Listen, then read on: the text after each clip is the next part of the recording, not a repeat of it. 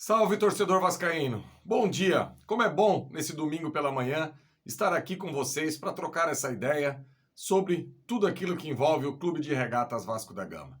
E como vocês sabem, eu estou chegando aqui em nome da 1xBet, a melhor casa de apostas do Brasil. No link fixado aqui no primeiro comentário, você entra, faz o seu cadastro, coloca aí a nossa senha AVE+, e você tem até R$ 1.500 de bônus na primeira banca.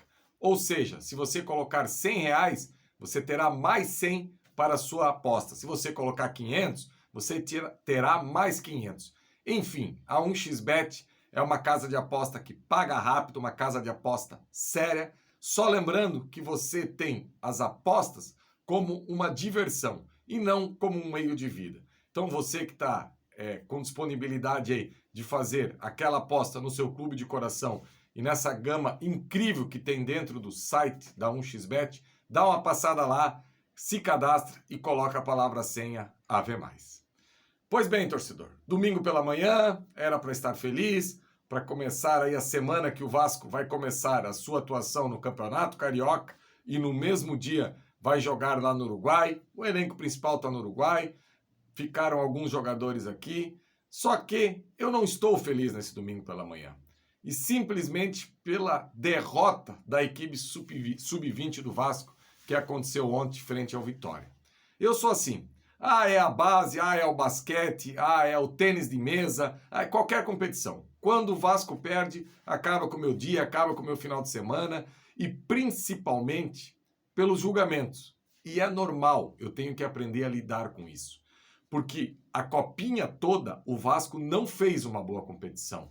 Inclusive, essa semana, eu gravei um comentário aqui, logo depois da estreia do Vasco, falando que o gramado lá de Guarulhos, o gramado sintético, atrapalhava muito essa equipe. E atrapalhou sim. Eu não tenho dúvida que se fosse num gramado melhor, num gramado natural, ou então num gramado sintético, tipo Aliança Arena, tipo Arena da Baixada, ou então igual do Engenhão, essa equipe iria produzir mais. Aquele tipo de sintético não foi legal. Tem a questão dos desfalques. Se a gente parar para pensar, quantos jogadores que estão servindo o profissional ou estão machucados poderiam também performar nessa equipe sub-20 do Vasco. A gente acaba esquecendo, por exemplo, o Marlon Gomes, que já está um tempão integrado ao profissional, ainda poderia ter jogado essa Copa São Paulo de Futebol Júnior. O Ryan, que está servindo o profissional no Uruguai. O JP, que jogou só a primeira partida. O GB, que teve a questão da contusão no joelho. Enfim, o Vasco poderia estar com uma equipe muito mais forte disputando essa competição. Só que ontem e durante a competição inteira, eu participo de vários grupos de WhatsApp, é meio que senso comum que essa equipe era uma porcaria, que nada prestava e que o trabalho do técnico William Batista era ruim. Pois bem, vamos trabalhar com os números. Desde que o William Batista começou o trabalho à frente desse sub-20 do Vasco, foram 44 partidas. E sabe quantas partidas o Vasco perdeu sob o comando do William Batista, torcedor, com a de ontem? 4. Ou seja, eu não tenho como classificar esse trabalho como ruim e como uma porcaria. Também faço o parênteses aqui que as principais competições de futebol dessa categoria, infelizmente, o sub-20 do Vasco acaba não participando pela questão do ranking. Isso acaba enfraquecendo, em alguns momentos, o nível de enfrentamento dessa equipe. Eu também tenho essa noção. Eu só quero deixar claro que nem tão ao céu, nem tão ao inferno. Não dá para achar que é uma porcaria, e eu também não estou enaltecendo aqui, dizendo que vários jogadores desse sub-20 poderão servir o profissional. E agora, na próxima quinta-feira, o Vasco começa o seu desafio, tanto no Campeonato Estadual, como nesse torneio amistoso que vai ter aí no Uruguai. E no Campeonato Estadual, até então, o Vasco tinha pouquíssimas opções para colocar uma equipe em campo.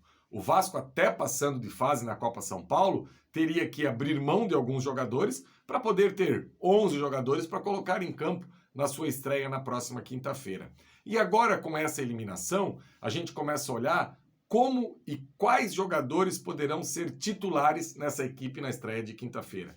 E eu não vou falar só pelo rendimento na Copinha, porque se eu for falar sobre o rendimento da Copinha, eu acho que 2 jogadores teriam a oportunidade de ser titular nessa equipe do Vasco que entra em campo. Que o Paulinho, que até fez uma competição de regular para boa, e o Paixão, que fez uma boa competição. Só que, analisando o contexto, eu acho que mais jogadores poderão ter oportunidades nessa equipe. O Leandrinho, na lateral esquerda, eu acho que também poderá ter a oportunidade nessa equipe que joga na quinta-feira. O Estrela tem que ver como que vai ficar a questão da contusão que ele teve no pé.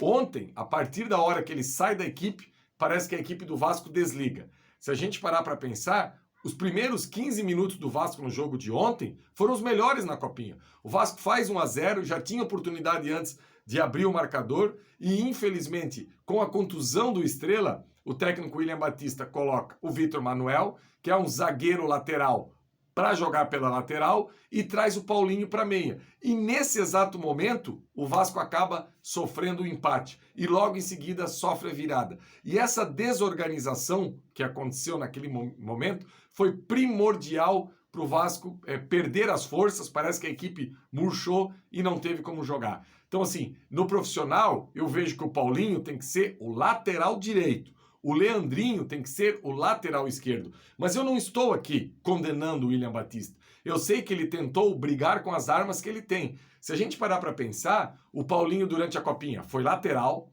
foi ala, foi meia e foi extrema. O Leandrinho foi lateral, foi ponta, jogou na segunda linha. Então, esses jogadores no profissional agora, eu vejo que podem jogar nas suas respectivas posições.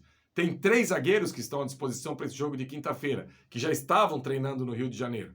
Miranda, Capasso e Zé Vitor. Eu colocaria o Vitão como titular. Se for para jogar com 3 zagueiros, eu não colocaria o Zé Vitor titular. A gente já sabe que o Zé Vitor pode jogar e pode entregar. Eu acho que dá uma oportunidade para o Vitão, que fez uma Copa São Paulo de regular para boa também, passou longe de ser espetacular, mas do sistema defensivo do Vasco ali, foi o único zagueiro que jogou todas as partidas. Ficaram revezando de parceiros ali ao seu lado, mas eu acho que o Vitão pode ter uma oportunidade. O próprio Lincoln, que ontem entrou no final do jogo, mas o Lincoln me parece que não está com um ritmo de jogo. Se ele estivesse bem, poderia ser um desses zagueiros. Aí no meio de campo, a gente tem a questão do Barros, do Rodrigo e do De Luca. Ficaria um meio de campo meio que engessado, né? 3 volantes, a gente não sabe como que dá para armar isso aí. Se o Estrela tiver bem, pode ser 2 volantes e o Estrela. E lá na frente, temos que contar com a boa vontade do Orediano. Aliás, boa vontade que a gente tem que ter com esse jogador desde a sua contratação, né?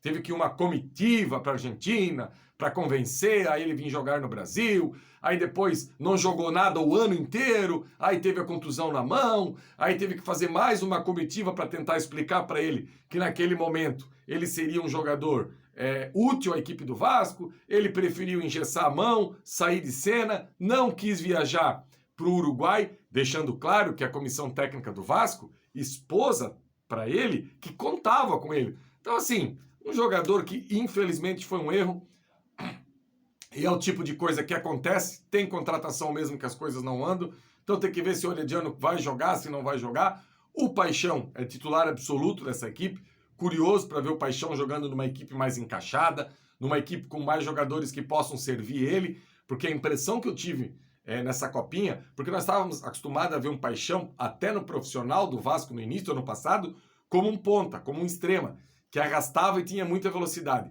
E essa velocidade ele demonstrou em vários momentos na Copinha, jogando por dentro. E isso é muito interessante. Ontem mesmo, com todas as dificuldades, fez gol, brigou com a zaga do Vitória o jogo inteiro.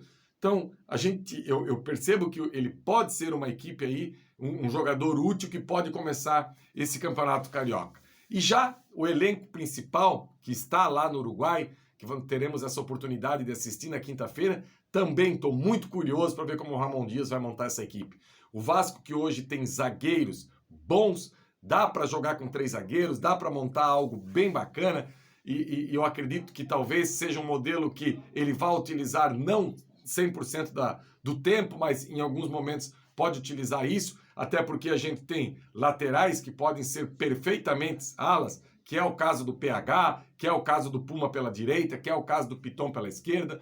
Como que ele vai usar esses jogadores ali no meio de campo? curioso para ver quem será o substituto do PEC também, já para essa partida da próxima quinta-feira. Enfim, uma semana que a gente vai ter aqui no AV+, e também no Atenção Vascaínos, várias informações. Lembrando que a partir de segunda-feira, Flávio Dias, direto de Punta del Este, lá no Uruguai, fazendo aí as reportagens, próximo ao Vasco, trazendo as informações. Vamos transmitir o jogo aqui no canal Atenção Vascaínos, tanto a estreia do Carioca como também o jogo lá do Uruguai. Enfim, informação e opinião é que não vai faltar para você aqui, torcedor do Vasco. Só vou pedir um favor para você aqui, antes de encerrar nesse domingo pela manhã. Por favor, deixe seu like, compartilhe nas suas redes sociais, deixe seu comentário aí embaixo. Falei sobre a Copinha, falei sobre o time do estadual, falei sobre o elenco principal que está lá no Uruguai. Enfim, estou aqui para debater e para resenhar com vocês. A gente se encontra essa semana aqui, com certeza, novamente, falando muito de Vasco, sobre essa estreia e o pontapé inicial na temporada de 2024. Abraço, galera!